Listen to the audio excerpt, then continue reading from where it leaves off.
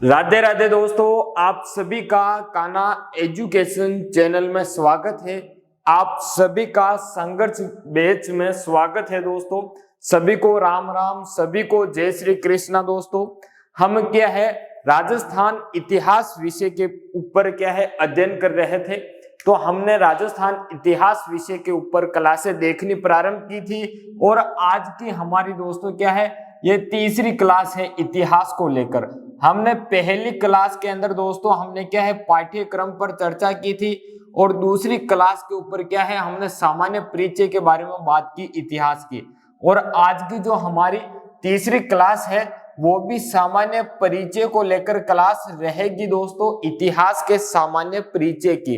अब हमने क्या है दोस्तों कल जो क्लास के अंदर हमने देखा था पढ़ा था उनके बारे में मैं शॉर्टली 5 या 7 मिनट के अंदर क्या है रिवीजन करा देता हूं ताकि हम जो आज आगे पढ़ेंगे उससे जुड़ पाएंगे दोस्तों।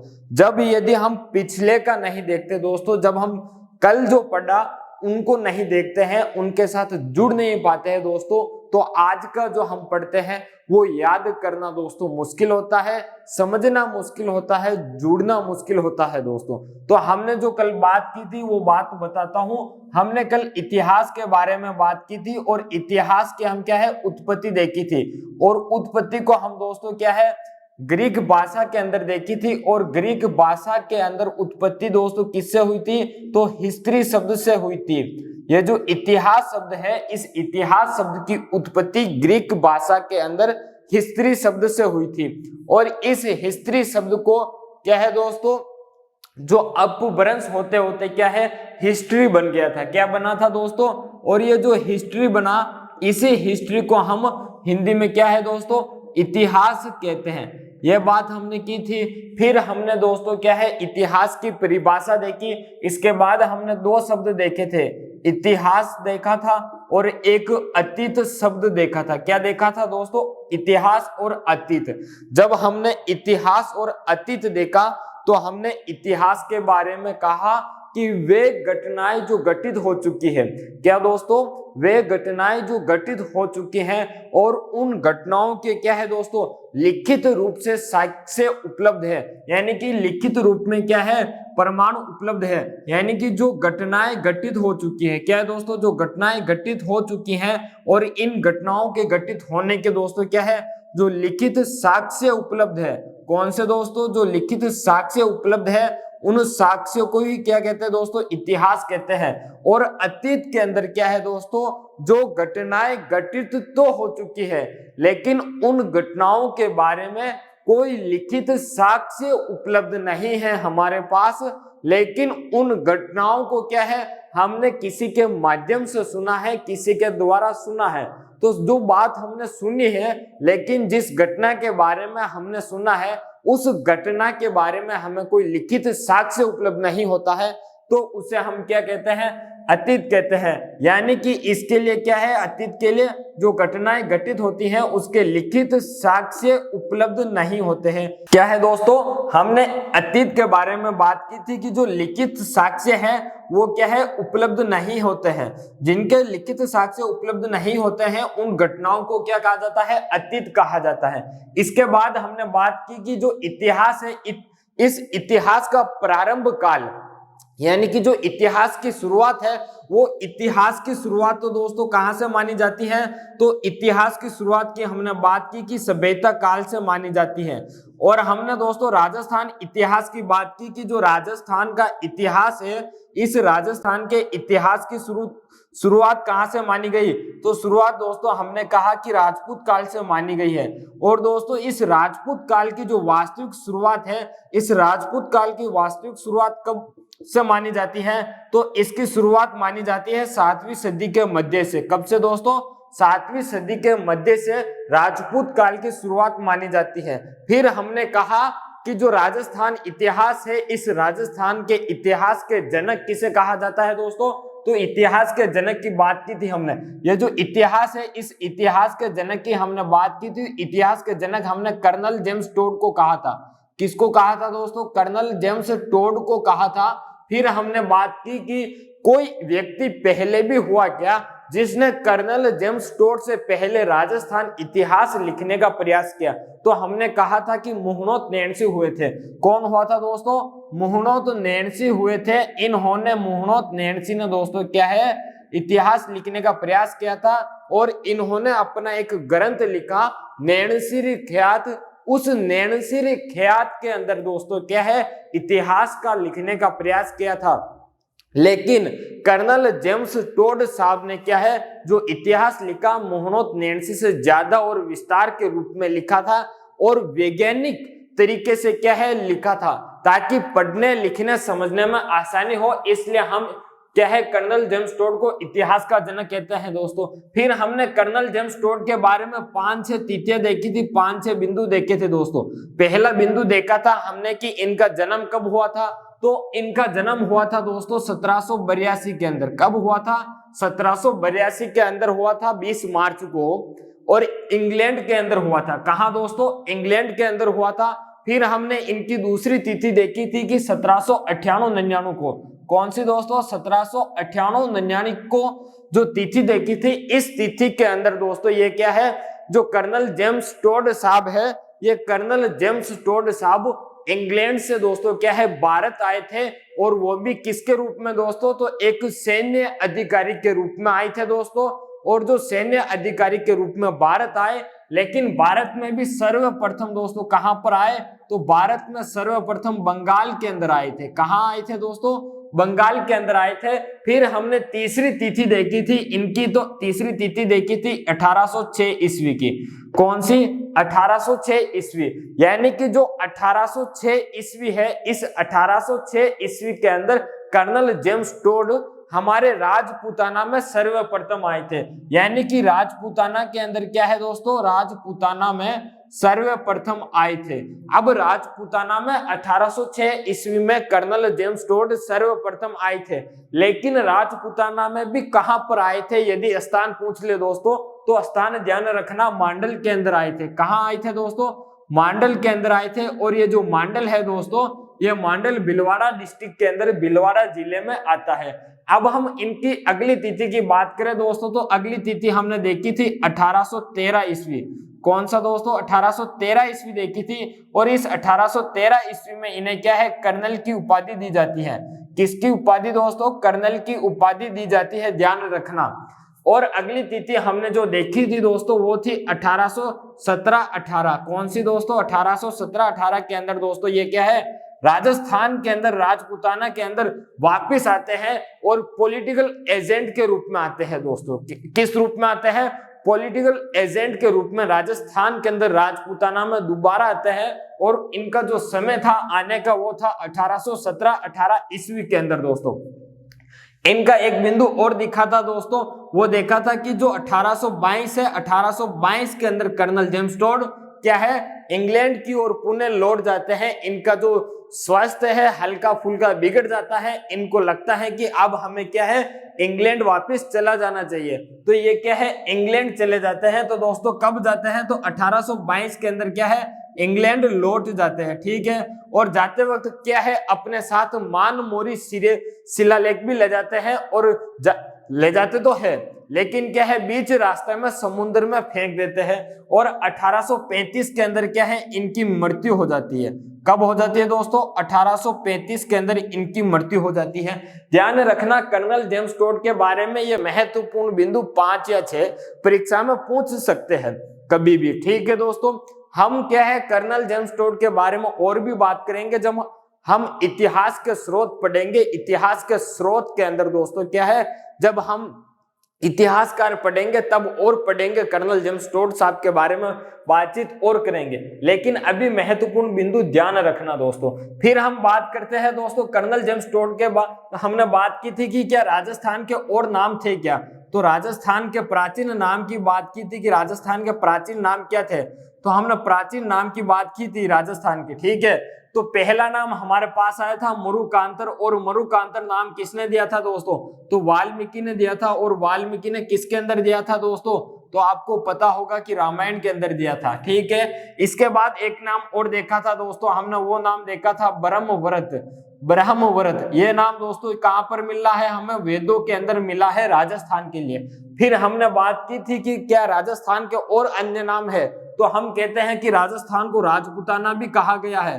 तो राजपूताना दोस्तों कहने वाला जो व्यक्ति है, सबसे पहले राजपूताना शब्द का प्रयोग किया था वो व्यक्ति है अपने दोस्तों कौन थे, जॉर्ज थॉमस। कौन था दोस्तों, जॉर्ज थॉमस साहब थे। इन जॉर्ज थॉमस साहब ने क्या है, राजपूताना के लिए पहला शब्द राजपूताना शब्द प्रयोग किया था अपने राजस्थान के लिए। और ये जो शब्द प्रयोग किया था दोस्तों 1805 ईस्वी के अंदर प्रयोग किया था। इस राजपूताना का लिखित प्रयोग किसने किया, राजपूताना लिखित शब्द का जो राजपूताना शब्द है इसका लिखित प्रयोग सर्वप्रथम दोस्तों किसने किया, तो लिखित प्रयोग सर्वप्रथम करने वाला व्यक्ति का नाम है विलियम फ्रैंकलिन। क्या नाम है दोस्तों, विलियम फ्रैंकलिन नाम आता है इन भाई साहब का, फ्रैंकलिन। इन्होंने क्या है कब दोस्तों, जॉर्ज थॉमस ने 1800 ईस्वी के अंदर राजपूताना शब्द का प्रयोग किया था दोस्तों, और विलियम फ्रैंकलिन ने दोस्तों 1805 ईस्वी के अंदर लिखित रूप में क्या है दोस्तों, अपनी एक पुस्तक थी, उस पुस्तक के अंदर इस शब्द का राजपूताना शब्द का लिखित प्रयोग किया था। ध्यान रखना, जॉर्ज थॉमस साहब ने 1800 ईस्वी के अंदर राजपूताना शब्द का प्रयोग सर्वप्रथम किया था अपने राजस्थान के लिए। यह बात हुई दोस्तों विलियम फ्रैंकलिन की। यदि मैं पुस्तक की बात करूं तो दोस्तों इनकी जो पुस्तक आती है उस पुस्तक का नाम है द मिलिट्री। क्या नाम है दोस्तों, ध्यान रखना, द मिलिट्री मेमोयर्स। क्या नाम है दोस्तों, the military memoirs of George Thomas. क्या नाम है दोस्तों, ऑफ जॉर्ज थॉमस नाम आता है। ठीक है दोस्तों, इस पुस्तक के अंदर क्या है, विलियम फ्रैंकलिन ने हमारे राजपूताना शब्द का प्रयोग किया था दोस्तों। ठीक है, इसके बाद हमने कहा था कि इस राजस्थान के 3 नाम हमें देखने को और मिले थे। एक नाम मिला था रायथान, दूसरा नाम हमें मिला था दोस्तों रजवाड़ा, और तीसरा नाम हमने कहा था कि राजस्थान। ये तीनों नाम दोस्तों क्या है, कर्नल जेम्स टोड साहब ने दिए थे। किसने दिए थे दोस्तों, कर्नल जेम्स टोड साहब ने दिए थे। और कर्नल जेम्स टोड साहब ने कब दिए थे, तो 1829 ईस्वी के अंदर अपनी जो एक पुस्तक प्रकाशित की थी उस पुस्तक के अंदर दिया था। उस पुस्तक का नाम आता है दोस्तों द एनाल्स एंड, क्या नाम आता है दोस्तों, the annals and antiquities of Rajasthan and antiquities of Rajasthan. इस एनाल्स एंड ऑफ क्विटीज राजस्थान के अंदर दोस्तों क्या है, रायथान रजवाड़ा नाम देते हैं दोस्तों, राजस्थान नाम देते हैं कर्नल जेम्स टोड ने। अब हमने ये बात कर ली कि सर ये बात तो आपने कर ली, बता दिया, पढ़ा दिया, याद हो गया, हमने कर लिया गुरुजी, और आगे हमने क्या बात की थी ये भी बताइए। तो दोस्तों हमने कहा था कि राजस्थान के अंदर राजपूतों ने राज किया था, और जहां जहां राजपूत थे, जहां जहां से शासन किया था, उस शासन व्यवस्था जहां से संभाली थी वो शासन व्यवस्था को क्या कहा जाता था, रियासत। यानी कि जहां पर राजपूतों ने राज किया था उन राजपूतों की क्या थी, एक एक रियासत थी, एक एक क्षेत्र था, उस क्षेत्र को रियासत कहते थे। जैसे हमारा ये राजस्थान है, राजस्थान के अंदर दोस्तों हम क्या है, मेवाड़ पढ़ते हैं, मारवाड़ पढ़ते हैं, यानी कि राजस्थान का एक क्षेत्र को मेवाड़ कहा गया, और जो मेवाड़ था वो एक रियासत थी। यानी कि राजस्थान के अंदर राजपूतों ने जिस जिस क्षेत्र में राज किया उस क्षेत्र के अलग अलग नाम थे, और एक क्षेत्र का जो नाम था जैसे मेवाड़ मारवाड़ आता है, तो ये क्या है, वो अपना आप को एक राज्य समझते थे और राज्य को रियासत कहते थे पहले दोस्तों। ठीक है, ये बात है। तो अब हम क्या है, रियासत के बारे में देखते हैं, और फिर हम ठिकाने के बारे में बात करेंगे, ठिकाने कितने थे, ताकि हमने कल अंतिम में दोस्तों क्या है, रियासत के बारे में छोड़ा था, और रियासत 19 थी, और वहां पर 19 रियासतें कौन कौन सी थी दोस्तों, एकीकरण के समय उनकी बात की थी हमने।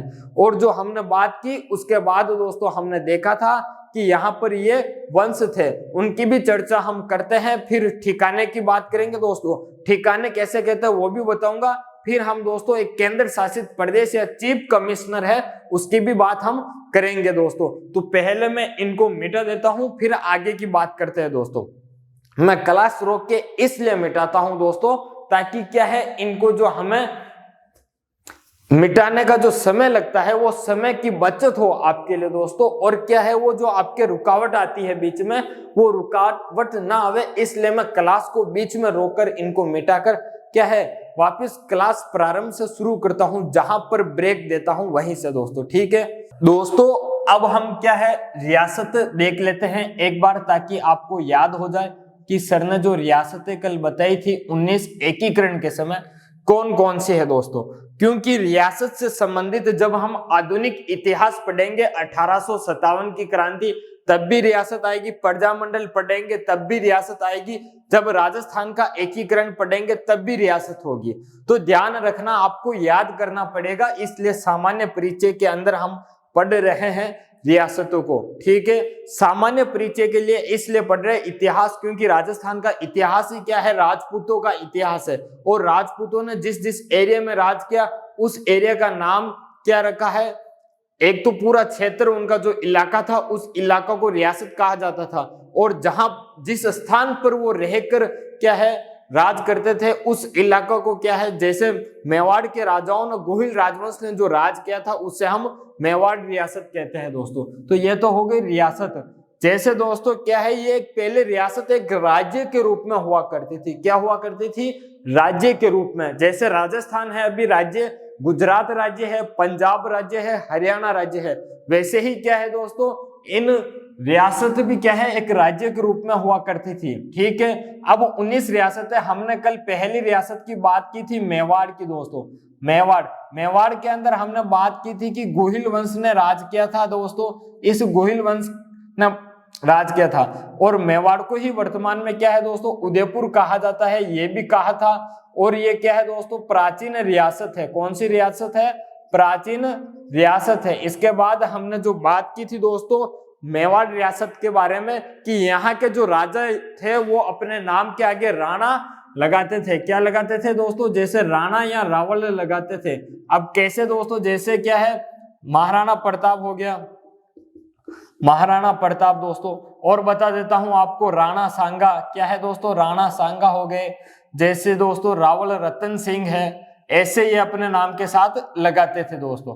परीक्षा में कभी कभी पूछ लेते हैं, जो प्री बीएसटीसी का एग्जाम था उसके अंदर एक प्रश्न निकला था कि महारावल कहाँ के राजा क्या है अपने नाम के आगे लगाते हैं। तो अब दोस्तों कौन सी रियासत के राजा थे वो पता चलेगा। यह तो हो गए दोस्तों। अब ध्यान रखना 2, 3 और 4 के राजा मैं बता रहा हूं। बांसवाड़ा, कौन सा दोस्तों, बांसवाड़ा रियासत, डूंगरपुर रियासत और प्रतापगढ़। डूंगरपुर और प्रतापगढ़, कौन सी दोस्तों, डूंगरपुर और प्रतापगढ़। ये जो 3 रियासत है यहाँ के राजा दोस्तों क्या है अपने नाम के आगे महारावल लगाते थे।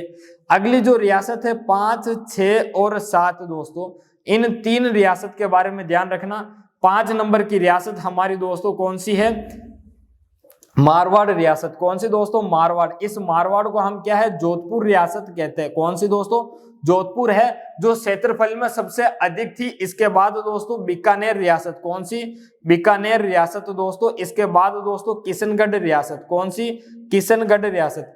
इन 3 रियासत के राजा दोस्तों कौन से वंश के थे, तो ये 3 रियासत के राजा राठौड़ वंश के थे। कौन से, राठौड़ वंश के। और राठौड़ वंश के जो राजा थे वो अपने नाम के आगे दोस्तों क्या है राव लगाते थे। क्या लगाते थे दोस्तों, राव। ध्यान रखना। 7 हो गई।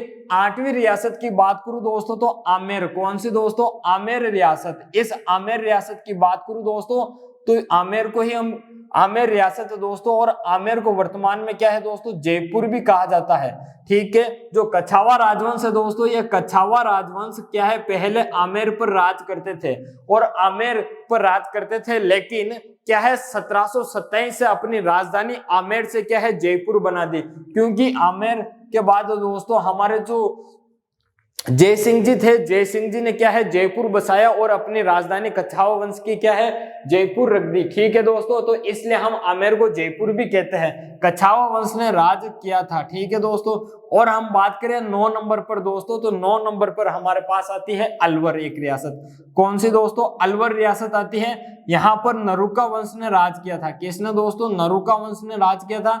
10 नंबर पर ध्यान रखना एक सिरोही रियासत है। कौन सी दोस्तों, सिरोही रियासत। यहाँ पर देवड़ा वंश ने राज किया था। किसने दोस्तों, देवड़ा वंश ने राज किया था, और अपने नाम के साथ देवड़ा लगाते थे। ठीक है, और 11 नंबर की रियासत की बात करूं दोस्तों तो शाहपुरा रियासत है। कौन सी, शाहपुरा रियासत। ये जो रियासत है क्षेत्रफल में भी सबसे छोटी है और जनसंख्या में भी क्या है दोस्तों सबसे छोटी रियासत है।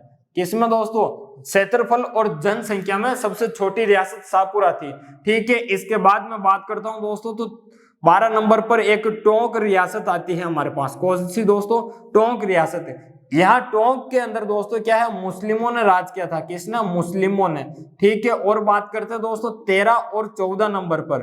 तो 13 पे तो आता है दोस्तों करौली आता है, और 14 पे दोस्तों जैसलमेर आता है। तो करौली के अंदर दोस्तों यादव राजवंश ने राज किया था दोस्तों, और करौली के अंदर भी यादव ने राज किया था। लेकिन क्या है, जैसलमेर के अंदर बाद में क्या है, भाटियों ने राज किया था। किसने दोस्तों? भाटियों ने राज किया था। ठीक है, तो ध्यान रखना, पहले प्रारंभ में जैसलमेर के अंदर भी यादव वंश थे, और ये अपने यादव वंश वाले अपने नाम के बाद में क्या है, पाल लगाते हैं। ठीक है, और बात करते हैं दोस्तों 5 रियासत बची है अभी भी। तो 2 रियासत और आती है दोस्तों, कौन सी? 15 और 16। तो 15 के अंदर दोस्तों देखना भरतपुर रियासत। कौन सी? भरतपुर रियासत। और 16 पे धौलपुर रियासत दोस्तों। कौन सी? धौलपुर रियासत। यहाँ इन दोनों रियासत की बात करूं तो यहाँ के राजा कौन थे दोस्तों? जाट राजवंश थे। कौन सा था वंश दोस्तों? जाट वंश था। अपने नाम के साथ जाट लगाते थे। 17 और 18 और 19 की बात करूं दोस्तों, तो इन तीनों का ध्यान रखना आप। 17 के अंदर दोस्तों कौन सी थी? अपने कोटा थी। कौन सी? कोटा। 18 पर दोस्तों बूंदी, और 19 के अंदर दोस्तों कौन सी? झालावाड़ रियासत। यह 19 रियासत है दोस्तों, और यहाँ पर किसने? हाड़ा वंश ने राज किया था।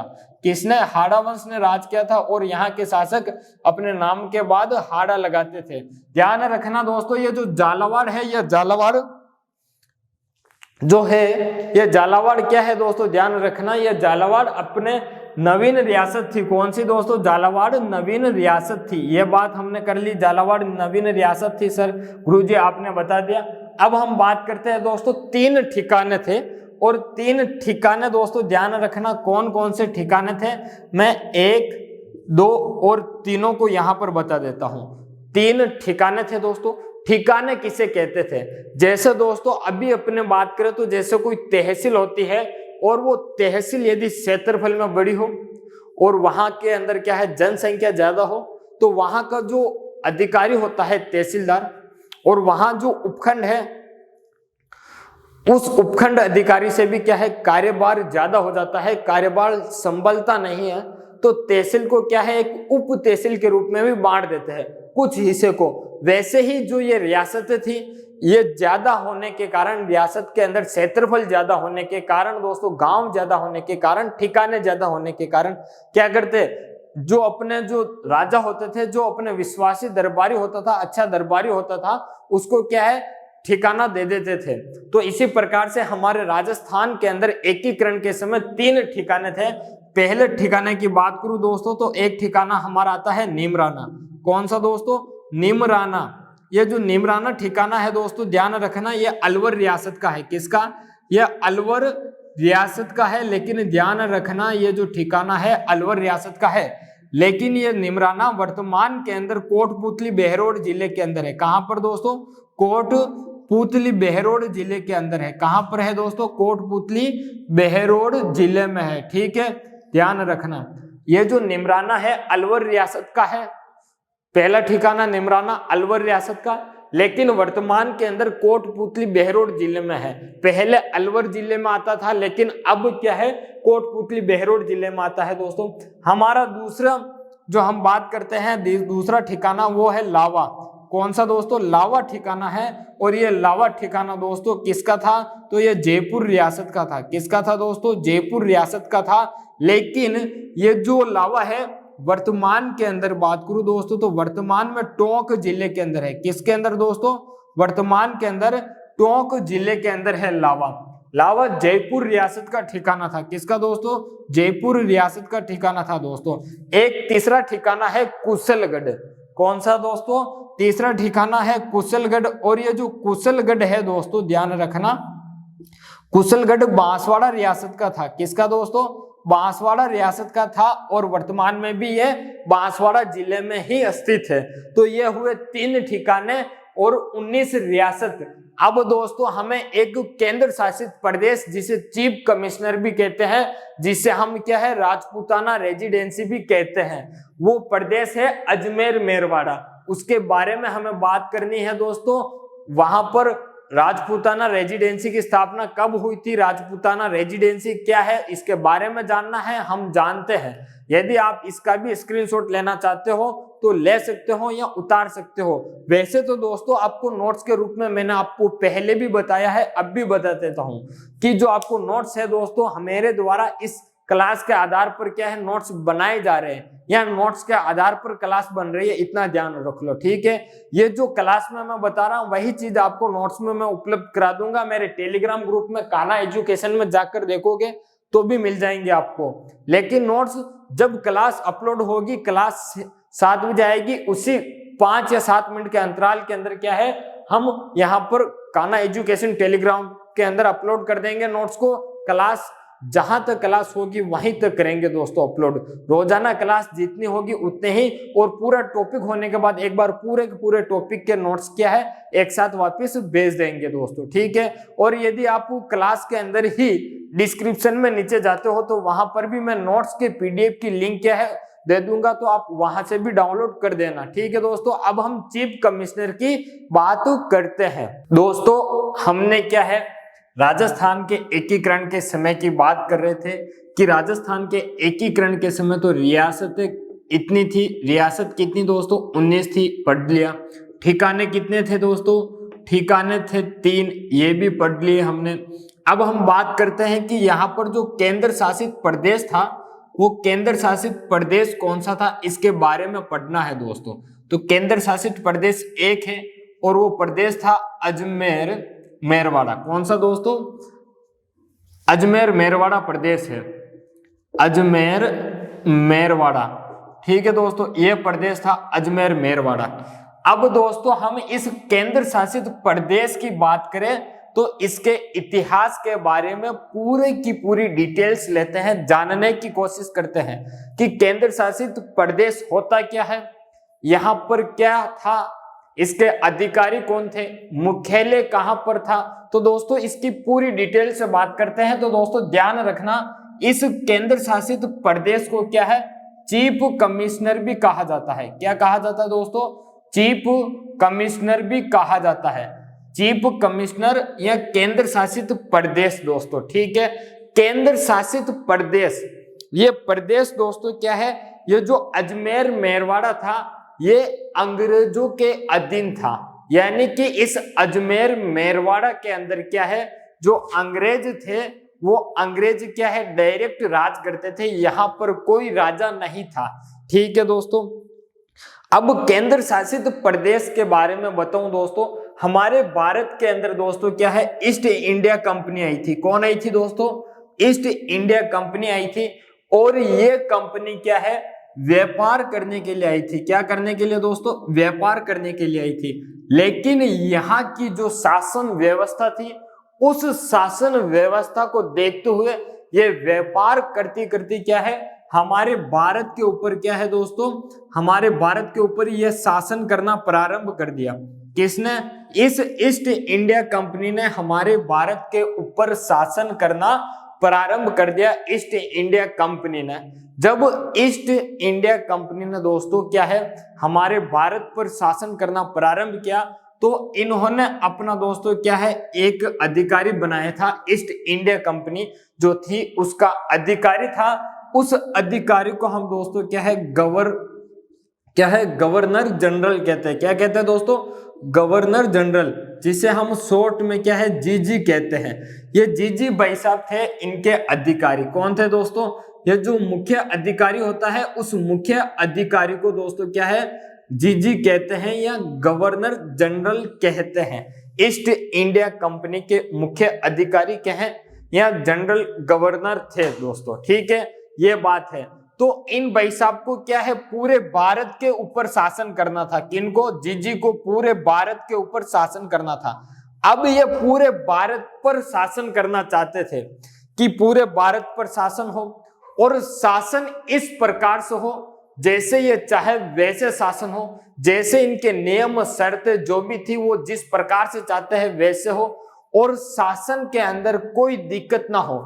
तो ये भाई साहब क्या चाहते हैं कि भारत के अंदर मेरा शासन हो, लेकिन पूरी जो शासन व्यवस्था है उस शासन व्यवस्था को मैं अकेला नहीं संभाल पाऊंगा।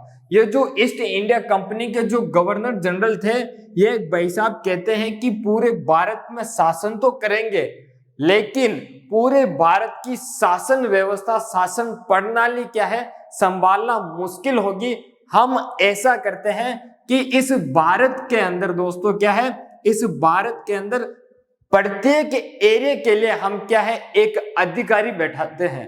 हमारी बात, हमारी जो भी कार्य प्रणाली होगी, हम उस अधिकारी को बताएंगे, वो अधिकारी उस एरिया में, उस क्षेत्र में क्या है, लागू करेगा।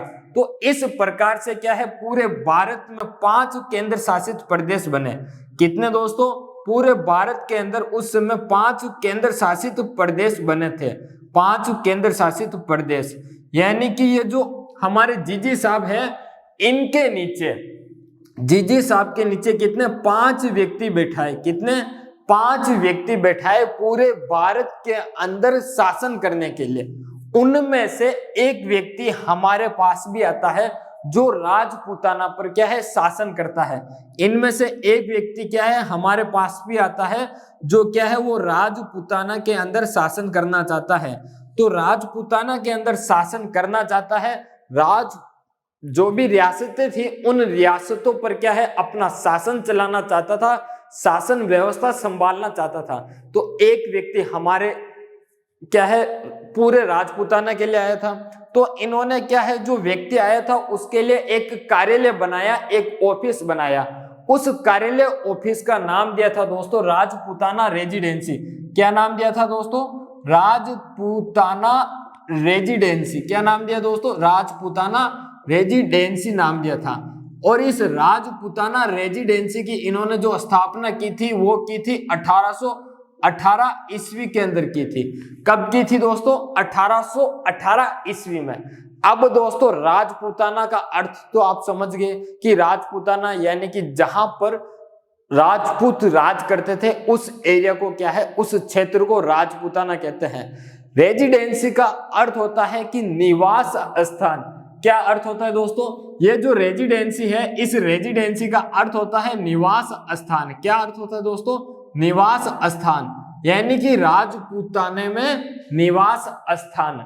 राजपूताना रेजिडेंसी का अर्थ होता है राजपूताने में निवास स्थान। दोस्तों हम केंद्र शासित प्रदेश या चीफ कमिश्नर है, इसका अन्य नाम भी कह सकते हैं राजपूताना रेजिडेंसी।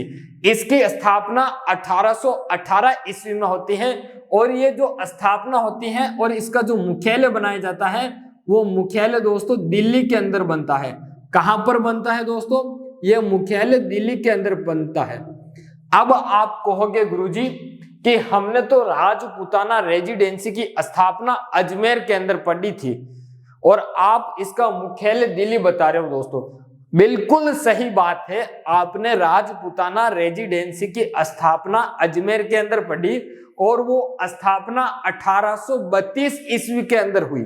मैं मानता हूं, मुझे पता है 1832 में, लेकिन हम इतिहास पढ़ रहे हैं तो क्या पहले क्या राजपूत के ऊपर हमारे जो राजा थे, रियासतें थी, इन रियासतों पर क्या पहले अंग्रेजों ने शासन नहीं किया? 1832 ईस्वी के पहले बिल्कुल क्या था दोस्तों, 1832 ईस्वी के पहले ही क्या है, सहायक संध्या होना प्रारंभ हो गई थी। सहायक संध्या हुई थी और मुख्य संध्या भी हुई थी, यानी कि 1832 ईस्वी से पहले ही अंग्रेजों ने क्या है, हमारी जो राजपूताना है, राजस्थान है, इसके ऊपर क्या है, शासन करना प्रारंभ कर दिया था। उस समय उनका मुख्यालय दिल्ली में था। फिर क्या है दोस्तों, मुख्यालय में दिल्ली था तो इसके मुख्य अधिकारी कौन थे? तो अब हम बात करते हैं दोस्तों मुख्य अधिकारी की। किसकी? मुख्य अधिकारी की। बिल्कुल मुख्य अधिकारी की बात करते हैं दोस्तों। अब दोस्तों बात समझना, मैं एक बार वापस समझा रहा हूं, इसको समझने की कोशिश करना। मुख्य अधिकारी भी समझ में आ जाएगा कि ये मुख्य अधिकारी है कौन। पहले तो बात करते हैं ईस्ट इंडिया कंपनी की। ईस्ट इंडिया कंपनी क्या है, भारत में आई थी व्यापार करने के लिए। फिर ये क्या करती है, शासन करती है, और शासन करने के लिए इनका जो एक अधिकारी बनता है, ईस्ट इंडिया कंपनी का जो मुख्य अधिकारी होता है, उससे हम क्या कहते हैं, गवर्नर जनरल कहते हैं। ये जीजी जिसे कहते हैं हम, ठीक है। ये क्या करते हैं कि पूरे भारत पर जो अपनी शासन व्यवस्था है उस शासन व्यवस्था को चलाना चाहते हैं। तो शासन व्यवस्था आसानी से सरल रूप से चल सके, इसके लिए ये क्या करते हैं कि पूरे भारत के अंदर 5 जगह अपने अधिकारी बैठाते हैं, कि 5 जगह क्या है अपने अधिकारी बैठाते हैं। वो अधिकारी वो एरिया पूरा का पूरा सीधा इनके नियंत्रण में था। किसके दोस्तों? सीधा जीजी के नियंत्रण में था। जिस प्रकार से हमारे राजस्थान के अंदर दोस्तों जो अधिकारी एक आया था वो राजपूताना रेजिडेंसी के रूप में आया था। किसके रूप में? राजपूताना रेजिडेंसी बनाई थी, क्योंकि हमारा राजस्थान राजपूताना कहलाता था, क्योंकि यहाँ पर राजपूतों का राज था, तो इसलिए इसको राजपूताना कहते थे। यहाँ पर जो क्या है एक व्यक्ति आया था अधिकारी के रूप में बैठा के जीजी के नीचे, कि यहाँ पर तुझे शासन संभालना है पूरे राजपूताना पर। अब उसके लिए तुझे क्या है, ये जो अजमेर है यह अजमेर पूरा तेरे अधीन रहेगा। कौन सा? जो अजमेर मेरवाड़ा है, ये अजमेर मेरवाड़ा पूरा का पूरा तेरे अधीन रहेगा। यानी कि इस अजमेर मेरवाड़ा पर क्या है सीधा हम शासन करेंगे अंग्रेज। यहाँ पर कोई राजपूत या कोई दूसरा राजा क्या है शासन नहीं करेगा। अजमेर मेरवाड़ा में तो हम ही शासन करेंगे, और जो दूसरी रियासतें हैं उनके ऊपर राजा शासन करते हैं, उनको क्या है उनके ऊपर भी हमें जो शासन करना है वो तेरा काम है। तो क्या है राजपूताना रेजिडेंसी बैठी थी। तो ये जो मुख्य अधिकारी था ये सभी राजाओं रियासतों के साथ क्या है अपनी बातचीत करता था, अपना काम करता था। तो ये भाई साहब भी क्या चाहते थे कि मेरा भी काम आसान हो। जिस प्रकार से जीजी का काम आसान था वैसा भी मेरा काम आसान हो, उसके लिए ये क्या है पॉलिटिकल एजेंट बैठा दिए थे प्रत्येक रियासत पर। तो ये जो मुख्य अधिकारी है इस मुख्य अधिकारी को दोस्तों क्या है रेजिडेंट ऑफ राजपूताना कहा जाता था। क्या कहा जाता था दोस्तों? रेजिडेंट ऑफ राजपूताना कहा जाता था। ऑफ राजपूताना,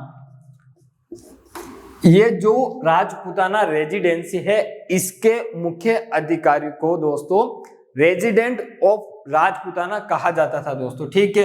और ये जो इसके प्रथम मुख्य अधिकारी थे उस प्रथम मुख्य अधिकारी के नाम की बात करूं दोस्तों तो उसका जो नाम है वो नाम हमारे सामने आता है दोस्तों डेविड ऑक्टरलोनी। क्या नाम आता है दोस्तों?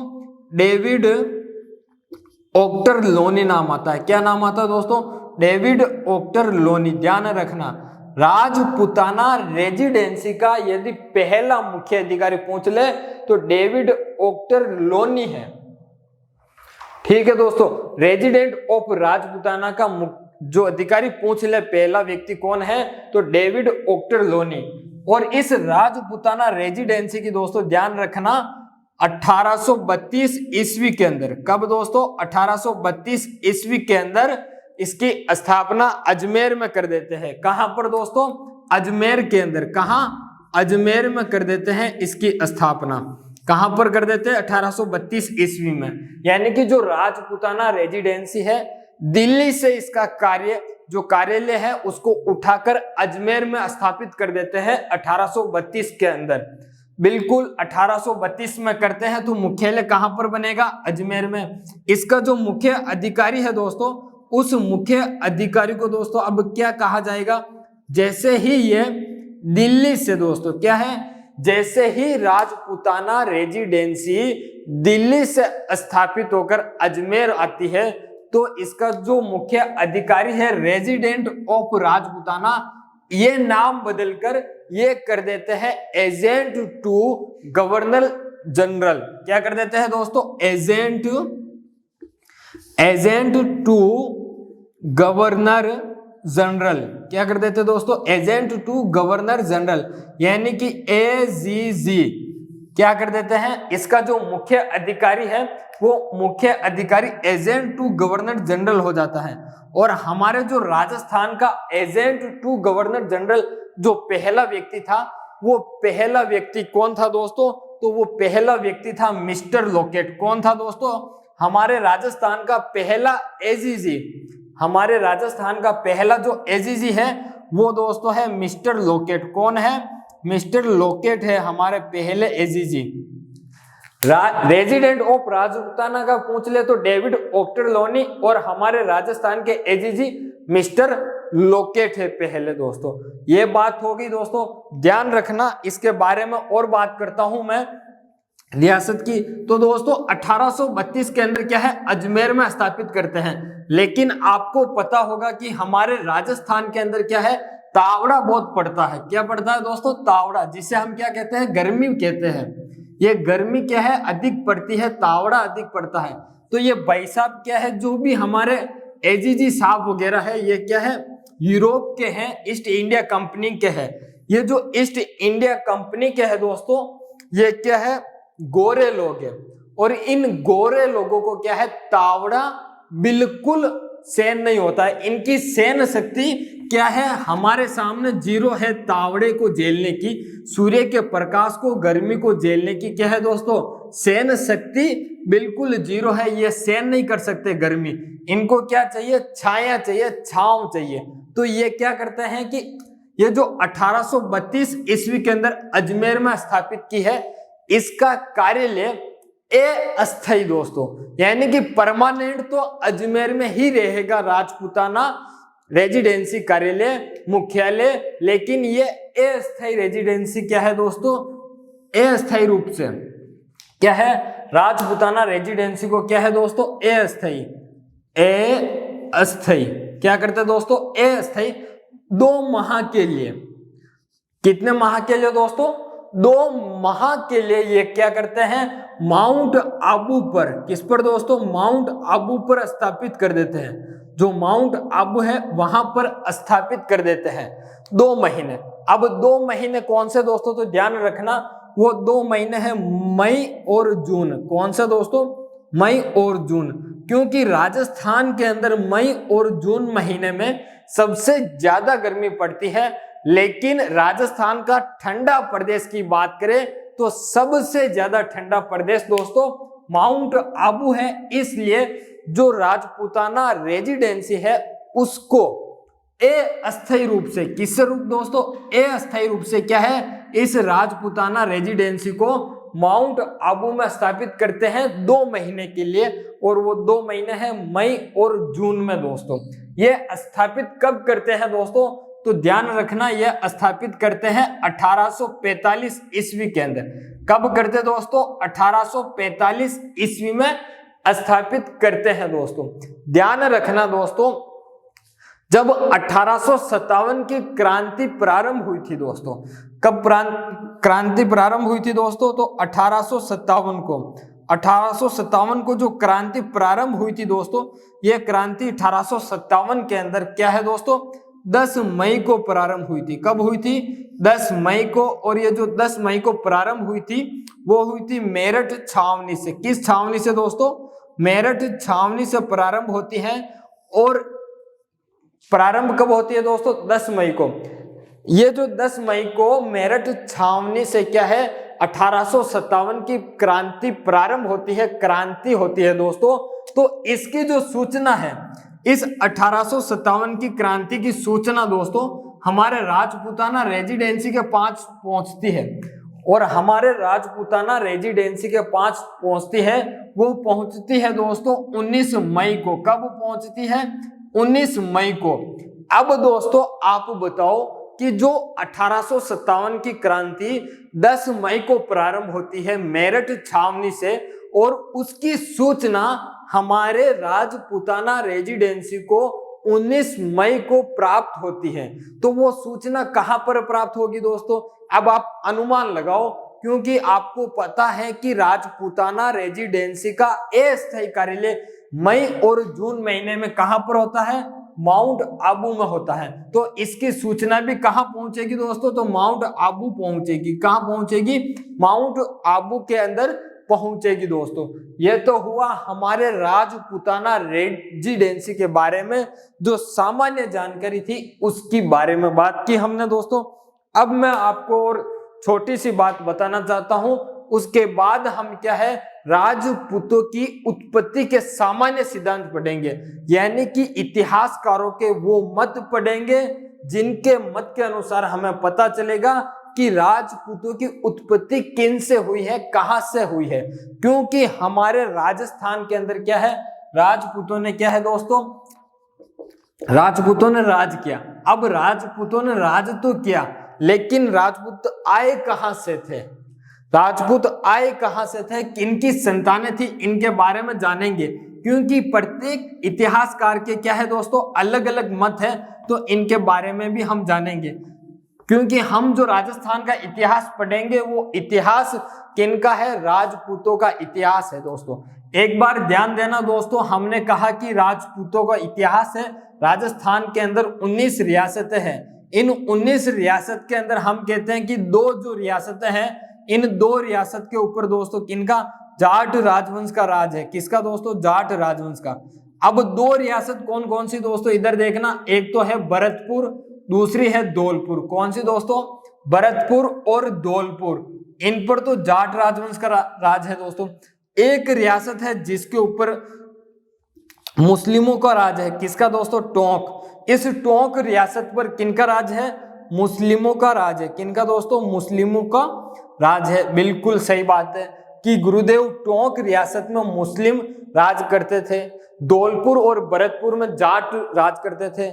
गुरुदेव करौली के अंदर भी यादव राज करते थे। कौन करते थे दोस्तों, करौली के अंदर, करौली के अंदर कौन राज करते थे, यादव।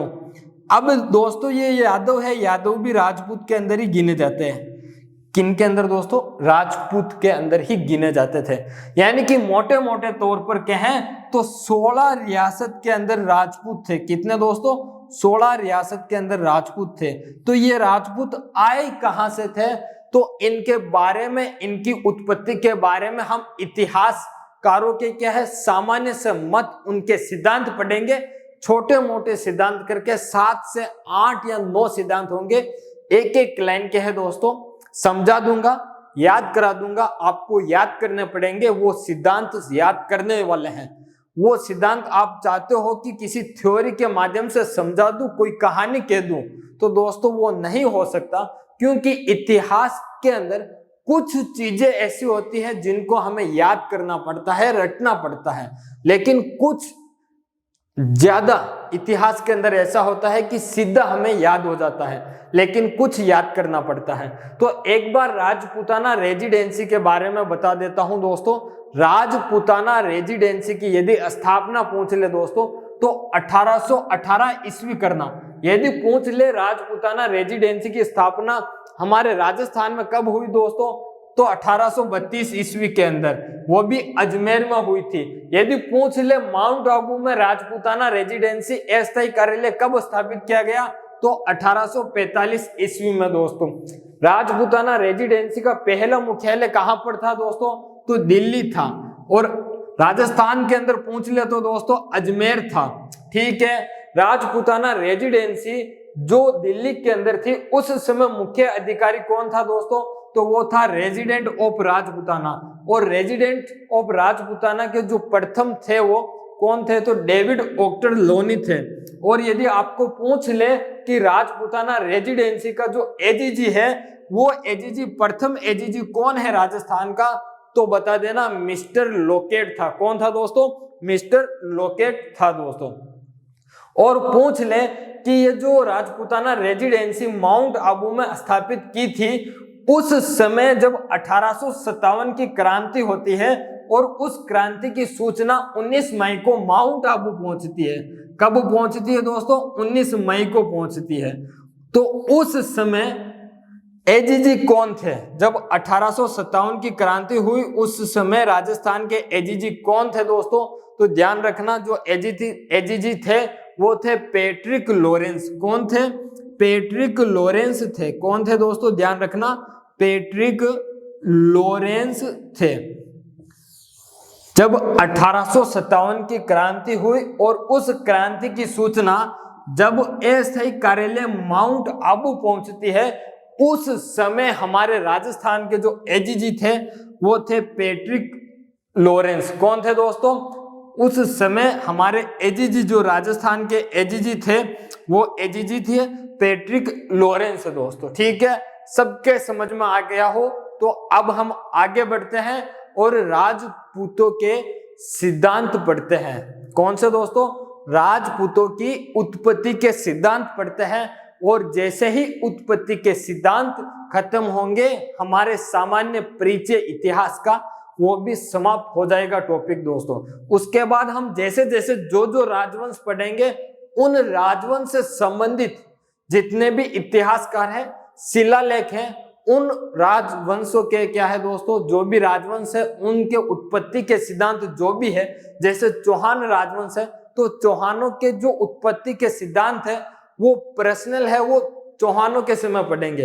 अभी तो हम यहाँ पर क्या है, जो उत्पत्ति के सिद्धांत पढ़ेंगे वो सामान्य रूप से इतिहासकारों के पढ़ेंगे। ठीक है दोस्तों, तो हम आगे बढ़ते हैं राजपूतों के उत्पत्ति के सिद्धांत के बारे में।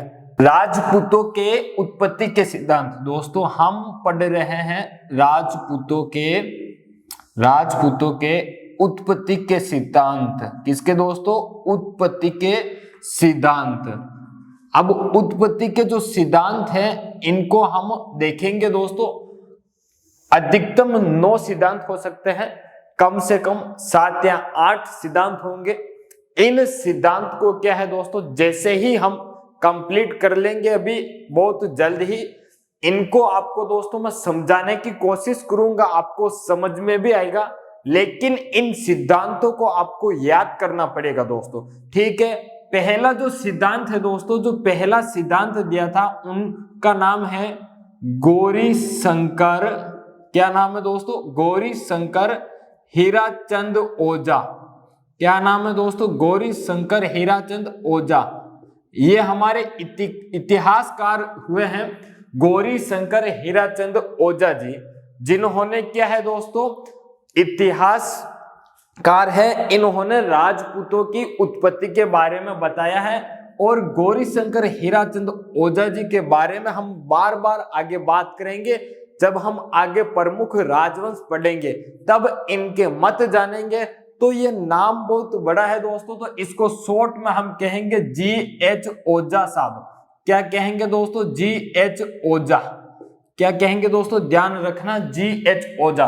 तो गौरी शंकर हीराचंद ओझा जी कहते हैं कि राजपूत क्या है दोस्तों, ये जो राजपूत है, ये राजपूत आर्यों की संतान है। किसकी दोस्तों? आर्यों की संतान है। किसकी संतान है दोस्तों? राजपूत आर्यों की संतान है। अब दोस्तों आर्य किसे कहते हैं? तो आर्य कहते हैं क्षत्रिय को। किसको दोस्तों? क्षत्रिय को कहते हैं, जो युद्ध वगैरह करते थे पहले। ठीक है दोस्तों, दूसरे हमारे जो, अब याद कैसे रहेगा दोस्तों, तो देखना यहां पर भी क्या है, ओझा। तो ओझा में ए है और आर्य के अंदर भी क्या है दोस्तों, ए है। ठीक है, ऐसे याद रखना। दूसरा हमारा सिद्धांत आता है दोस्तों CV वैद्य साहब का। किसका? CV वैद्य साहब का सिद्धांत आता है। अब CV वैद्य साहब का सिद्धांत आता है तो CV वैद्य साहब कहते हैं कि ये जो हमारे राजपूत है ये शुद्ध भारतीय है। कौन है दोस्तों? शुद्ध भारतीय है। राजपूत क्या है दोस्तों? राजपूत शुद्ध भारतीय है। कौन है दोस्तों? शुद्ध भारतीय है। भारतीय है अर्थात क्या है दोस्तों? अर्थात क्या है? वैदिक आर्य है। कौन है दोस्तों? ये है वैदिक आर्य। कौन दोस्तों? वैदिक आर्य है। ठीक है, वैदिक आर्य की क्या है? संतान है। वैदिक आर्य की संतान है इनके अनुसार दोस्तों। ठीक है, अब हम बात करते हैं तीसरे सिद्धांत की। तो तीसरा सिद्धांत आता है, तीसरे सिद्धांत के अंदर हम दोस्तों क्या है, 2 व्यक्ति के बारे में बात करेंगे। एक तो है नयन चंद्र सूरी। कौन है दोस्तों? नयन चंद्र सूरी। और एक व्यक्ति है हमारे जयानक भट्ट। कौन है दोस्तों? जयानक भट्ट। जयानक भट्ट ने दोस्तों एक ग्रंथ लिखा था, उसका नाम है पृथ्वीराज रासो। क्या नाम है दोस्तों? पृथ्वीराज रासो है। और जो नयन चंद्र सूरी है, इन्होंने भी एक ग्रंथ लिखा, उसका नाम है हमीर महाकाव्य। क्या नाम है दोस्तों? हमीर महाकाव्य नाम है। अब इन्होंने क्या है, दोनों ने ग्रंथ लिखा। नयन चंद्र सूरी हमीर महाकाव्य के अंदर कहते हैं कि जो राजपूत है, ये राजपूत दोस्तों क्या है, सूर्यवंशी है। कौन है दोस्तों? ये जो राजपूत है ये राजपूत सूर्यवंशी है। नयन चंद्र सूरी और हमारे जैनक भट्ट अपने अपने ग्रंथ के अंदर कहते हैं कि ये जो राजपूत है ये राजपूत सूर्यवंशी है, यानी कि जो राजपूत है वो सूर्य के वंशज है। सूर्य से क्या है दोस्तों? उत्पन्न हुए हैं, सूर्य के वंशज है। नयन चंद्र सूरी हमीर महाकाव्य में कहते हैं, जैनक भट्ट पृथ्वीराज रासो में कहते हैं दोस्तों। अब हम अगले सिद्धांत की बात करें दोस्तों, तो अगले सिद्धांत के अंदर आता है, एक तो हमारे आते हैं D.R. भंडारकर। कौन आते हैं दोस्तों? D.R. भंडारकर। D.R. भंडारकर व गोपीनाथ शर्मा। कौन आते हैं दोस्तों? गोपीनाथ शर्मा आते हैं। D.R. भंडारकर व गोपीनाथ शर्मा। अब हम इनकी बात करें दोस्तों, तो ध्यान रखना कि ये जो गोपीनाथ शर्मा है, ये गोपीनाथ शर्मा, ये शर्मा कौन होते हैं दोस्तों? तो शर्मा ब्राह्मण होते हैं। कौन होते हैं? शर्मा दोस्तों ब्राह्मण होते हैं। तो इनके अनुसार, गोपीनाथ शर्मा के अनुसार, तो राजपूत कौन है दोस्तों? राजपूत ब्राह्मण है। कौन है दोस्तों? राजपूत ब्राह्मण है। लेकिन डॉक्टर D.R. भंडारकर के अनुसार ये जो राजपूत है वो गुर्जर है। कौन है दोस्तों? गुर्जर है। तो अब आप ध्यान रखना कि डॉक्टर भंडारकर व गोपीनाथ शर्मा के अनुसार जो राजपूत है या तो ब्राह्मण है या फिर वो गुर्जरों की संतान है। किसकी दोस्तों? या तो ब्राह्मणों की संतान है या गुर्जरों की संतान है। लेकिन आपको प्रश्न ऐसे पूछ ले कि गोपीनाथ शर्मा के अनुसार, किसके दोस्तों? गोपीनाथ शर्मा के अनुसार राजपूत किन की संतान है? तो ब्राह्मण की संतान है। और ऐसे पूछ ले कि डॉक्टर भंडारकर के अनुसार जो राजपूत है वो किन की संतान है? तो ध्यान रखना, गुर्जरों की संतान है। किन की दोस्तों? गुर्जरों की। और गोपीनाथ शर्मा के अनुसार ब्राह्मण की। लेकिन यदि दोनों नाम साथ में आ जाए और कह दे तो किसकी है? ब्राह्मण और गुर्जर दोनों नाम साथ में आएंगे। अलग अलग बताए तो मैंने आपको बता दिया है दोस्तों। अगला हमारा एक सिद्धांत आता है दोस्तों, उस सिद्धांत का नाम है मिश्रित अवधारणा। कौन सा दोस्तों? पांचवा सिद्धांत है। उस सिद्धांत का नाम है मिश्रित अवधारणा। क्या नाम है दोस्तों? मिश्रित अवधारणा। अब ये मिश्रित अवधारणा किसने दिया सिद्धांत, ये देखना है। तो मिश्रित अवधारणा जो सिद्धांत है, यह सिद्धांत देने वाले हमारे दोस्तों कौन है? देवी प्रसाद चट्टोपाध्याय। कौन है दोस्तों? देवी प्रसाद चट्टोपाध्याय है। देवी प्रसाद चट्टोपाध्याय ने क्या है दोस्तों? ये सिद्धांत दिया है। डीपी का अर्थ होता है दोस्तों देवी प्रसाद। क्या नाम है इनका? पूरा नाम देवी प्रसाद चट्टोपाध्याय। ये क्या है? मिश्रित अवधारणा देते हैं और ये कहते हैं कि जो राजपूत है वो ना तो देसी है और ना ही विदेशी है, ये क्या है? मिश्रित है। तो क्या कहते हैं देवी प्रसाद चट्टोपाध्याय? ये कहते हैं कि जो राजपूत है ये राजपूत ना तो देसी है, क्या है दोस्तों? ना तो देसी है और ना ही विदेशी। यानी कि इनके अनुसार ना तो ये देसी है ना विदेशी है। इनका कहना है कि जो 4 विदेशी जाति हैं उनका वैवाहिक संबंध क्या थे? भारतीयों से थे।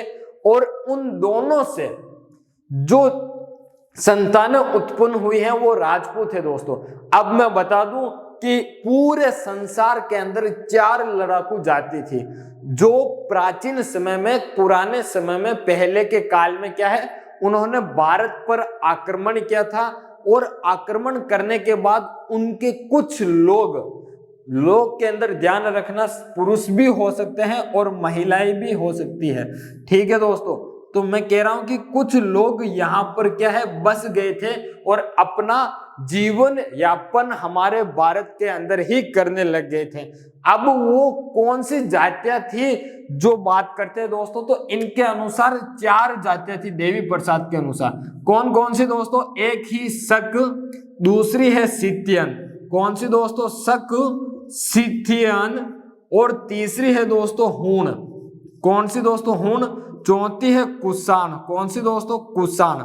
यानी कि शक, सिथियन, हूण, कुषाण, ये 4 जातियां थी। इन चार ही जातियों का संबंध किनसे था दोस्तों? वैवाहिक संबंध भारतीयों से था। वैवाहिक संबंध भारतीयों से था। किससे दोस्तों? वैवाहिक संबंध भारतीयों के साथ था, भारतीयों के साथ था। अब दोस्तों ध्यान रखना, शक, सिथियन, हूण और कुषाण, ये चार ही जातियां क्या थी? लड़ाकू थी, युद्ध करती रहती थी और अपने साम्राज्य को विस्तार करती रहती थी। तो इन्होंने क्या है? भारत पर आक्रमण किया और इन जातियों के कुछ लोग, जिनमें शायद हो सकती है महिलाएं या पुरुष, भारत में रहने लगे और उन्होंने क्या है? भारतीयों के साथ विवाह किया और इन दोनों से जो संतानें उत्पन्न हुई है उनको इन्होंने कहा कि मिश्रित है। क्या है दोस्तों? मिश्रित है। और ये मिश्रित ही कौन कहलाए? राजपूत कहलाए। कौन कहलाए दोस्तों? राजपूत कहलाए। कौन कहलाए थे? राजपूत कहलाए थे दोस्तों। अब एक बात और बता देता हूं, जब इन जातियों की बात है तो ये कितनी दोस्तों? चार जातियां हैं। कितनी है? चार।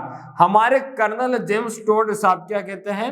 हमारे कर्नल जो जेम्स टोड है, ये कर्नल जेम्स टोड इस राजपूत जाति को, किसको दोस्तों? इस राजपूत जाति को पांचवी जाति की संज्ञा देते। किसकी दोस्तों? पांचवी जाति की संज्ञा देते। ध्यान रखना, जो हमारे कर्नल जेम्स टोड साहब है, ये कर्नल जेम्स टोड साहब क्या करते हैं दोस्तों? राजपूतों को पांचवी जाति की संज्ञा प्रदान करते हैं। कौन सी जाति की दोस्तों? पांचवी जाति की संज्ञा प्रदान करते हैं दोस्तों। यहां तक आपको समझ में आ गया होगा। एक बार और बता देता हूं, ध्यान देना दोस्तों। इधर राजपूतों के उत्पत्ति के सिद्धांत हम देख रहे थे। पहला सिद्धांत हमने देखा गौरी शंकर हीराचंद ओझा का। इनके अनुसार राजपूतों की जो उत्पत्ति हुई है वो आर्यों से हुई है। किन से दोस्तों? आर्यों से हुई है, यानी कि राजपूत आर्यों की संतान थी दोस्तों। फिर हमने दूसरा सिद्धांत देखा था सीवी वैद्य का। ये कहते हैं कि जो राजपूत है वो शुद्ध भारतीय है, अर्थात यानी कि इनके अनुसार वैदिक आर्य की संतान थी दोस्तों। तीसरा सिद्धांत हमने देखा कि नयन चंद्र सूरी जो हमीर महाकाव्य लिखते हैं और इस हमीर महाकाव्य में कहते हैं कि राजपूत सूर्यवंशी है। अगले हम बात करते हैं जैनक भट्ट की। ये पृथ्वीराज रासों में लिखते हैं कि राजपूत है वो सूर्यवंशी है दोस्तों। फर्स्ट ग्रेड पेपर में एक प्रश्न बना था कि राजपूत सूर्यवंशी है किसके अनुसार दोस्तों? उसके अंदर जो विकल्प थे, उस विकल्प के अंदर नयन चंद्र सूर्य नहीं, ऑप्शन में था ही नहीं। वहां पर जैनक भट्ट था और जैनक भट्ट वाला विकल्प सही माना गया था फर्स्ट ग्रेड के पेपर में दोस्तों। तो ध्यान रखना, प्रश्न आ जाए कि सूर्यवंशी किसके अनुसार है, तो नयन चंद्र सूर्य और जैनक भट्ट के अनुसार राजपूत सूर्यवंशी है। आगे हम एक और बात करेंगे विद्वानों की, वो सूर्यवंशी व चंद्रवंशी दोनों बताते हैं। उनमें हम बात करेंगे गौरी शंकर की और डॉक्टर दशरथ शर्मा की दोस्तों। ध्यान रखना, चौथा सिद्धांत हमारा है डॉक्टर भंडारकर व गोपीनाथ शर्मा का। डॉक्टर भंडारकर व गोपीनाथ शर्मा कहते हैं कि ये जो राजपूत है वो ब्राह्मण व गुर्जरों की संतान है। किसकी? ब्राह्मण या गुर्जरों की संतान है दोस्तों। ठीक है। पांचवा सिद्धांत हम कहते हैं कि मिश्रित अवधारणा का सिद्धांत है दोस्तों। ध्यान रखना, मिश्रित अवधारणा का सिद्धांत डीपी चट्टोपाध्याय ने दिया था, देवी प्रसाद ने। हम अगला सिद्धांत एक और पढ़ेंगे, वो सिद्धांत है बीएल। कौन सा दोस्तों? बीएल चट्टोपाध्याय का बारे में हम चर्चा करेंगे आगे। लेकिन ध्यान रखना, मिश्रित अवधारणा का सिद्धांत डीपी चट्टोपाध्याय ने दिया था। पूरा नाम है देवी प्रसाद चट्टोपाध्याय। ये कहते हैं कि राजपूत ना तो देसी है और ना ही विदेशी है। ये कहते हैं कि जो चार जातियां हैं, शक, सिथियन, हूण, कुषाण, इनका क्या है? भारतीयों के साथ वैवाहिक संबंध हुए हैं और उन संबंध से जो संतानें उत्पन्न हुई हैं वो संतान ही क्या है? मिश्रित है। वो संतान ही क्या है? राजपूत है। और इस राजपूत को कर्नल जेम्स टोड साहब ने पांचवी जाति की संज्ञा दी है। किसकी दोस्तों? पांचवी जाति की संज्ञा दी है दोस्तों। अब हम अगले हमारे छठे सिद्धांत की बात करते हैं। सिद्धांत हमारे पास 3 और बाकी है दोस्तों, फिर हमारा आज की क्लास समाप्त हो जाएगी। मैं आपको अभी भी कहता हूं नोट्स के बारे में दोस्तों, आप बना सकते हो तो बनाइए, नहीं बना सकते हो तो कोई बात नहीं। मैं आपको जो क्लास है इसी आधार पर दोस्तों मैं नोट्स आपको दे दूंगा, उन नोट्स को आप बना लेना दोस्तों, ठीक है। पीडीएफ के रूप में उपलब्ध करवा दूंगा। लेकिन ध्यान रखना, आपको क्लास पसंद आ रही हो तो क्लास को लाइक कर दो, चैनल को क्या है दोस्तों सब्सक्राइब कर दो, और अपने दोस्तों तक भी इस क्लास को शेयर करो ताकि उनको भी राजस्थान इतिहास के बारे में पढ़ने का मौका मिले और विस्तार से गहराई से अध्ययन करने का मौका मिले दोस्तों। क्योंकि हमारे राजस्थान के अंदर दोस्तों क्या है, कंपटीशन बहुत ही बढ़ गया है। जहां पर 5000, 3000, 2000, 1500, 4000 पर जब भर्तियां निकलती हैं तब वहां पर फार्म दोस्तों क्या है लाखों में आते हैं, 8 लाख, 10 लाख, 15 लाख दोस्तों। तो सोच लो कंपटीशन कितना बढ़ गया है। तो अध्ययन भी क्या है दोस्तों गहराई से करना पड़ेगा। इसलिए आप पढ़े खुद और अपने दोस्तों तक भी क्लास को शेयर जरूर करें दोस्तों। हम बात करते हैं छठे सिद्धांत की। छठा सिद्धांत हमारे देने वाले बीएल चट्टोपाध्याय है दोस्तों, ठीक है। कौन है? बीएल चट्टोपाध्याय। दोस्तों हम बात कर रहे थे बीएल चट्टोपाध्याय किसकी दोस्तों? बीएल चट्टोपाध्याय की। अब बीएल चट्टोपाध्याय का पूरा नाम बताऊं तो दोस्तों इनका पूरा नाम है ब्रजदुलाल। क्या नाम है दोस्तों? ब्रजदुलाल नाम है चट्टोपाध्याय। ये सिद्धांत देते हैं और अपने सिद्धांत में कहते हैं कि जो राजपूत है वो राजपूत दोस्तों सामाजिक व आर्थिक क्रियाओं की उपज है। किसकी दोस्तों? ये कहते हैं कि जो राजपूत है ये राजपूत सामाजिक व आर्थिक क्रियाओं की उपज है। किसकी दोस्तों? आर्थिक क्रियाओं की उपज है। किसकी उपज है दोस्तों? आर्थिक क्रियाओं की उपज है, इसकी बताते हैं दोस्तों। यानी कि सामाजिक व आर्थिक, पहले प्राचीन समय में क्या है दोस्तों, लोग व्यापार करने के लिए जाते भी थे और दूसरे देश से आते भी थे। तो उनसे दोस्तों जो संबंध बने और जो संतानें उत्पन्न हुई है वो संतानें ही कौन है दोस्तों? राजपूत है इनके अनुसार, ठीक है। अगला जो हमारा सिद्धांत आता है दोस्तों, 7वां सिद्धांत, वो सिद्धांत है डॉक्टर दशरथ शर्मा का। और इन्हीं के साथ में दोस्तों हमारे जो व्यक्ति है वो है जीएच ओझा साहब। कौन है दोस्तों? जीएच ओझा साहब है, ठीक है। डॉक्टर दशरथ शर्मा अपनी एक पुस्तक है, उस पुस्तक के अंदर कहते हैं, उस पुस्तक का नाम बता देता हूं दोस्तों, early Chauhan dynasty. Early Chauhan dynasty. अपनी इस पुस्तक के अंदर क्या है दोस्तों, ये कहते हैं कि जो राजपूत हैं ये राजपूत दोस्तों क्या है, सूर्यवंशी व चंद्रवंशी है। जो राजपूत है ये राजपूत सूर्यवंशी है और क्या है, सूर्यवंशी व चंद्रवंशी है। कौन है दोस्तों? सूर्यवंशी व चंद्रवंशी है। ध्यान रखना दोस्तों, डॉक्टर दशरथ शर्मा कौन है दोस्तों?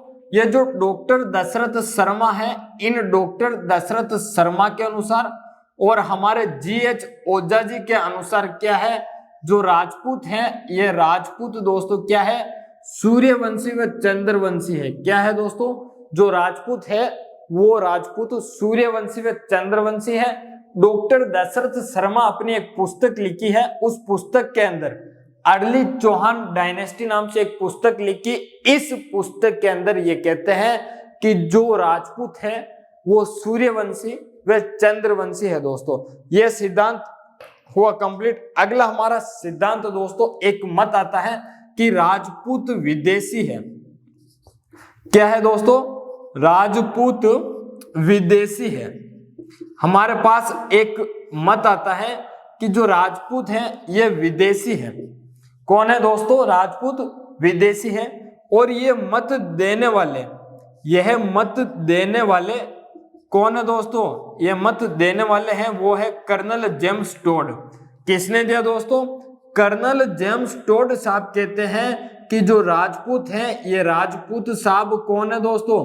कर्नल जेम्स टोड साहब कहते हैं कि जो राजपूत है वो राजपूत विदेशी है। कौन है दोस्तों? विदेशी है। क्योंकि कर्नल जेम्स टोड साहब, ये भाई साहब भी खुद विदेशी है। कौन है? ये जो कर्नल जेम्स टोड साहब है ये खुद विदेशी है। जो राजपूत को क्या कह रहे हैं कि राजपूत भी विदेशी, जैसे मैं विदेशी हूं, विदेशी होकर भारत में आया हूं, वैसे ही राजपूत भी विदेशी हैं और विदेशी होने के बावजूद क्या है, भारत में आए और राज किया। यह मत किसने दिया? कर्नल जेम्स टोड ने। और इस मत का समर्थन किसने किया दोस्तों? यह जो मत कर्नल जेम्स टोड ने दिया, इसका समर्थन करने वाले दो व्यक्ति है दोस्तों। उनका नाम आता है सूर्यमल मिश्रण व नयन चंद्र सूर्य। क्या नाम आता है दोस्तों? एक नाम आता है सूर्यमल मिश्रण, सूर्यमल मिश्रण नाम आता है, और दूसरा नाम आता है नयन चंद्र सूर्य। इन दोनों ने क्या है, इस मत का समर्थन किया है। सूर्यमल मिश्रण व नयन चंद्र सूर्य ने, अभी हमने बात की थी पहले कि नयन चंद्र सूर्य ने हमीर महाकाव्य में कहा कि राजपूत सूर्यवंशी है, और अब ये क्या कहते हैं कि जो राजपूत विदेशी है, कर्नल जेम्स टोड साहब ने कहा हम इस मत का समर्थन करते हैं। यानी कि इतिहासकारों का भी क्या है, कोई वास्तविक एक बात नहीं बन रही है। इन्होंने खुद ने तो कहा कि सूर्यवंशी है और किसी और ने कहा कि वो विदेशी है, तो उसका भी साथ दे दिया। ये खुद एक जगह नहीं टिके हुए हैं और हमें कहते कि एक जगह टिको। तो अब हम इनको याद कर रहे हैं दोस्तों, याद करना पड़ेगा, ठीक है। ये बात तो हो गई, राजपूत विदेशी है। अब हम बात करते हैं कि कौन सी जाति से। जैसे कर्नल जेम्स टोड ने कहा कि ये विदेशी है, तो विदेशी है तो किन जातियों की संतान है, ये देखना है दोस्तों। एग्जाम का नाम भूल गया मैं दोस्तों, याद नहीं आ रहा है, कल बता दूंगा देखकर कि कौन से एग्जाम में प्रश्न आया हुआ है कि हूण जाति से राजपूतों की उत्पत्ति बताने वाला इतिहासकार कौन है। हूण जाति से राजपूतों की उत्पत्ति बताने वाला इतिहासकार कौन है। तो यानी कि इन जातियों के बारे में भी पूछ लेते हैं कि किन जातियों की संतान है और किसने बताया। तो दोस्तों ध्यान रखना, कर्नल जेम्स टोड साहब ने, कौन? कर्नल जेम्स टोड साहब कहते हैं कि ये जो राजपूत है दोस्तों, ये राजपूत शक व सिथियन जाति की संतान है। किसकी दोस्तों? शक प्लस सिथियन जाति की संतान है। किसकी दोस्तों? शक व सिथियन जाति की संतान है, ठीक है, कर्नल जेम्स टोड साहब कहते हैं। इनके बाद दोस्तों हम बात करते हैं तो हमारे पास एक और इतिहासकार आते हैं, उनका नाम है V.A. स्मिथ दोस्तों। क्या नाम है? V.A. स्मिथ, जिसे हम क्या है, विसेंट ए स्मिथ कहते हैं। क्या कहते हैं दोस्तों? विसेंट ए स्मिथ कहते हैं। ये विसेंट ए स्मिथ क्या कहते हैं भाई साहब कि ये जो राजपूत है, ये राजपूत यूची, हूणों व गुर्जरों की संतान है। किसकी दोस्तों? ये जो यूची, हूणों व गुर्जरों की संतान बताते, कौन बताते हैं? V.A. स्मिथ। क्या बताते हैं कि ये यूची, हूणों वे गुर्जरों की संतान है। किसकी दोस्तों? जो राजपूत है, ये राजपूत यूची, हूणों व गुर्जरों की संतान है इनके अनुसार दोस्तों। किनके अनुसार? इनके अनुसार दोस्तों। किनके अनुसार? V.A. स्मिथ के अनुसार दोस्तों। एक इतिहासकार और होता है जो वो भी विदेशी बताता है, और वो ये है, उनका नाम दोस्तों कनिंघम अलेक्जेंडर है। क्या नाम है दोस्तों? Cunningham Alexander. क्या नाम है दोस्तों? कनिंघम अलेक्जेंडर नाम आता है। और ये कनिंघम अलेक्जेंडर साहब भाई साहब कहते हैं कि जो राजपूत हैं वो राजपूत दोस्तों कुषाण जाति की संतान है। किसकी दोस्तों? इनके अनुसार, कनिंघम अलेक्जेंडर के अनुसार राजपूत जो है, ये राजपूत दोस्तों किनकी संतान है? तो ये जो राजपूत है, ये राजपूत दोस्तों कुषाण जाति की संतान है। किसकी दोस्तों? कुषाण जाति की संतान है। किसकी दोस्तों? कुषाण जाति की संतान है, ठीक है दोस्तों। कुषाण जाति की संतान है। ये बात कौन कहते हैं? तो ये बात कहते हैं कनिंघम अलेक्जेंडर दोस्तों। अब हम इतिहासकार के बारे में बात की दोस्तों, तो एक सिद्धांत और बाकी रह गया हमारा, जो अंतिम सिद्धांत है राजपूतों की उत्पत्ति के संबंधित सिद्धांत। आप कहोगे कि गुरुजी सिद्धांत तो आपने बता दिए, इतिहासकारों के अनुसार, शिलालेख के अनुसार भी तो हमें जानकारी मिलती है दोस्तों। बिल्कुल जानकारी मिलती है, शिलालेखों के अनुसार हमारे राजपूतों की जो उत्पत्ति है उसके संबंधित हम चर्चा करेंगे शिलालेख के अनुसार। वो शिलालेख के अनुसार चर्चा करने के लिए हमारे पास एक अलग ही टॉपिक है, राजस्थान के इतिहास के स्रोत। उस स्रोत के अंदर हम शिलालेख पढ़ेंगे दोस्तों, जो प्रशस्ति पढ़ेंगे, उनके अंदर जो भी बात कही है राजपूतों की उत्पत्ति के संबंधित बात, हम वहां पर अध्ययन करेंगे खुलकर दोस्तों, ठीक है। तो अभी हम इतिहासकारों के बारे में चर्चा कर लेते हैं दोस्तों। अब हम एक और बात करते हैं, हमारे पास एक अंतिम सिद्धांत और बचा है, और वो सिद्धांत है अग्निकुंड का। कौन सा सिद्धांत है दोस्तों?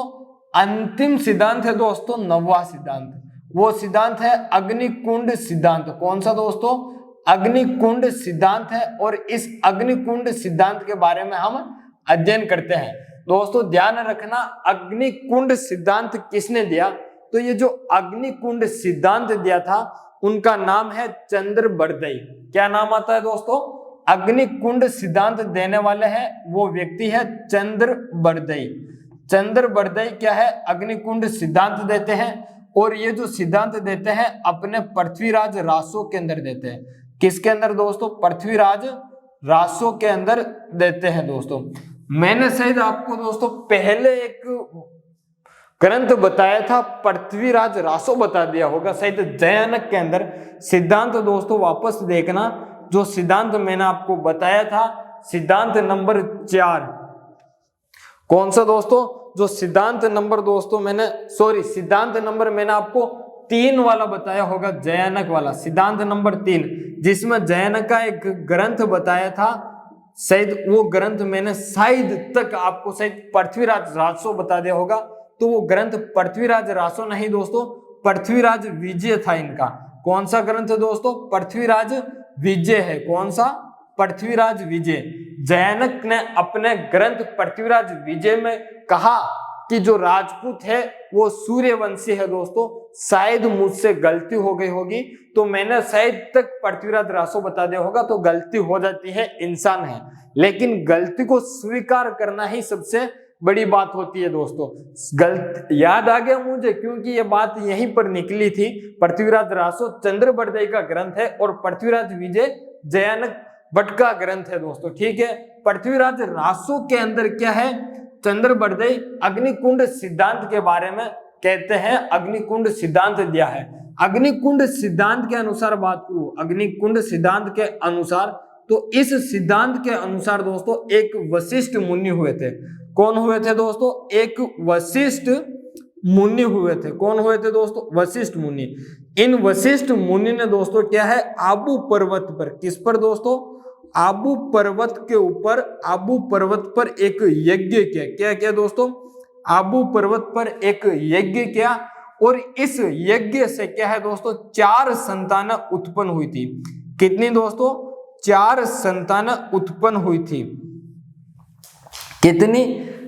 अग्निकुंड सिद्धांत चंद्रबरदई ने दिया, पृथ्वीराज रासो के अंदर दिया था, और इस अग्निकुंड सिद्धांत के अनुसार दोस्तों एक वशिष्ठ मुनि थे।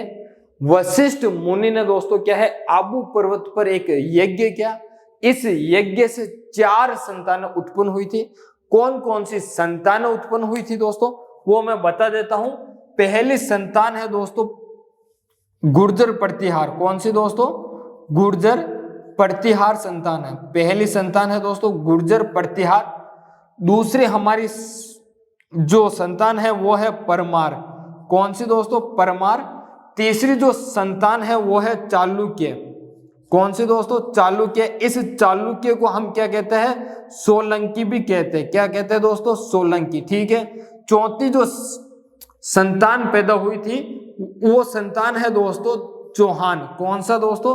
चौहान, जिसे हम चाहेमान भी कहते हैं, या फिर चौहान दोस्तों, ठीक है, ये 34 संतान है। अब आपको दोस्तों क्या है समझ में आ गया होगा अग्निकुंड सिद्धांत। अग्निकुंड सिद्धांत दोस्तों दिया किसने? चंद्रबरदाई ने दिया, और चंद्रबरदाई ने क्या दिया था? पृथ्वीराज रासो ग्रंथ के अंदर दिया था अग्निकुंड सिद्धांत। और इस अग्निकुंड सिद्धांत के अनुसार क्या है, एक वशिष्ठ मुनि हुए थे। वशिष्ठ मुनि ने क्या है दोस्तों, आबू पर्वत पर